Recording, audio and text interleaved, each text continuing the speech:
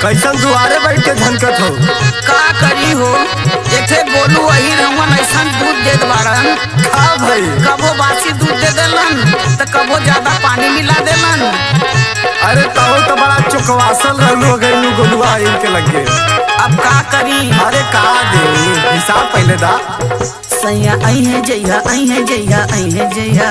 अरे कहिया ये काट के दे दे बच्चे कवा, लड़का रोवत बाटे यादो जी दे दाना दूधवा। लड़का रोवत बाटे यादो जी दे दाना दूधवा। दूध देता देता देता देता देता देता दूध देता गड़बड़ भइल बा हिसाब भौजी। हम देहब नाही दूधावा उधार भौजी। हम देहब नाही दूधावा उधार भौजी। हम देहब नाही दूधावा उधार भौजी। देखा भौजी का बोला? राधा कृष्णा स्वीट हाउस से 1 क्विंटल दूध का ऑर्डर आइल बा। पनीर फरवावे खातिर राम जी भैया ऑर्डर देले बाड़े। ये राम जी हो? अरे वह राम जी राधा कृष्णा वाला का?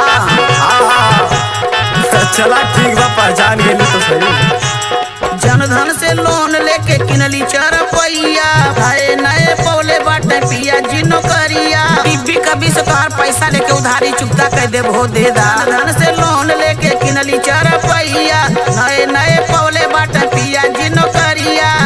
बोनिशान के बोनिशान के बोनिशान के लिए बोतलवा। लड़का रोवत बाटे यादो जी दे दाना दूधवा। लइका रोत बाटे यादो जी दे दाना दूधवा। लइका रोत बाटे यादो जी दे दाना दूधवा। सुना ये भौजी इतना चिल्ला चिखा मत। अब देखा अजीत सिंह चचा 20 लीटर का ऑर्डर कैले बाटन। फोन कैले रहना कहना 8 बजे ले पहुंचा दा। और तू बीचे में परेशान मत करा, मैं जल्दी है थोड़ा जायदा। अरे हाँ तो दे दा। ना ना ना तू गोलुआ ही लायक। अरे अब उसे लेबे ना करब हो। ना मुहे भौजी कर तारू आदा। छूटल बाटे भौजी अभी पीछे के तगादा। खाली आ जाए काल करबू तू।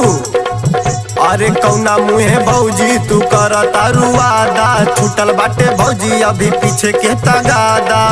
नीरज पिंकल हो नीरज पिंकल। नीरज पिंकल यानी टकराई भौजी।